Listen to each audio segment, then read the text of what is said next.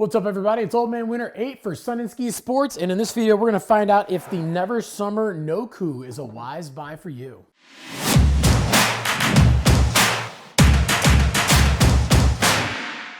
So the Noku is definitely one of my favorite shapes and boards from the Never Summer lineup. Obviously, we have a very directional board. We got that nice big nose, and we've got that little bit shorter tail. It does have 13 millimeters of taper, so the nose is not only longer than the tail, but it also is a little bit wider. This is giving you a little bit better float. But the really cool thing about this is even though it has so much extra nose and so little tail, if you actually look at the stance compared to the side cut, it's really not set back that much. So when you do get on some flatter snow, it actually feels a little bit closer to a twin tip board than you would think. But obviously when you do get this thing into some deep snow, the tail is going to want to sit down, and that nose with that really long shallow kick is going to want to get up on top of the deep snow and really float like a dream. And it does have a little bit more of a medium flex overall, and this thing is souped up with their triple camber bend. So if you're not familiar with what that is, Never Summer in the past has done a lot of rocker in between your feet, camber in the nose and tail, but now they have triple camber where there's actually a little bit of a pocket of camber in between your feet.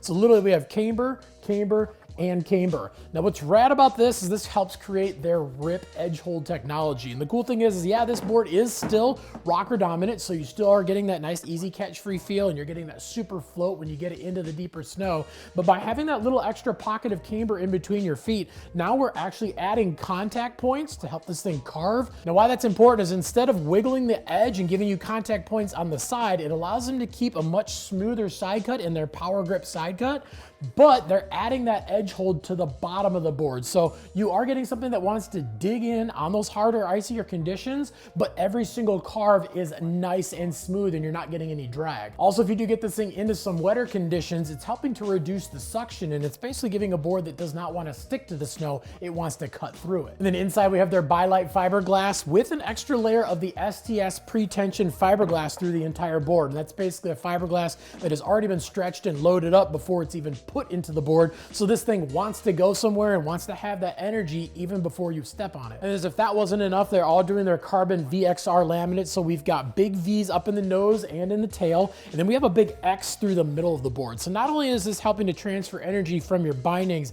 out towards your contact points and give you that extra spring and extra pop, but we're also adding that X in the middle, which is giving you a little bit quicker feel torsionally, making for a board that wants to go a little bit quicker in and out of the turns, but it's also adding that power in between your feet when you are flexing it. Then they also have their RDS2 dampening that goes all the way around the perimeter of the board, and there's pads that go underneath your feet, helping to reduce those vibrations that can shake your board loose, which helps the board hold an even better edge. And then of course, when we look at the side of the board, we have their P-Tech sidewalls, which are absolutely bomb-proof and super, super durable, and then their sintered base that is crazy fast and very, very durable. But is the Noku a wise buy for you? Well, this is for those intermediate to advanced riders who are looking for an all-mountain board, but they want something a little bit more on the free ride side of things. But the really cool thing about this board that I've noticed, especially after riding it, is with that medium flex, this is a little bit closer to an all-mountain board than a lot of these all-mountain free ride boards in general. Usually they have a little bit stiffer flexes. So the really cool thing is if you do take this thing out and you want to dip into the park every once in a while, it's actually not that bad. It's really fun to butter around on, but the rider of this board is probably not looking to ride the park. And even though it does have that medium flex, all those things with the fiberglass, that X in the middle helps to really, really give this thing a lot sturdier feel than you would think. When you push on this thing and when you're carving and you're going fast, it really, really wants to dig in. It really, really is a super unique board. And if you're that kind of rider that says, you know what, I really like the feel of an all-mountain, traditional, mid-flexing board, but I want something that's gonna float like crazy if and when I get it into the powder, this is 100% the board for you. But if you got any questions beyond anything that we talked about in the video, definitely leave some comments down below. Also, make sure to like and subscribe to the Sun and Ski YouTube channel, and make sure to head on into any of the Sun and Ski locations to check out the Never Summer Nokhu for yourself. And if you don't have one nearby, no big deal. You can always hit them up at sunandski.com.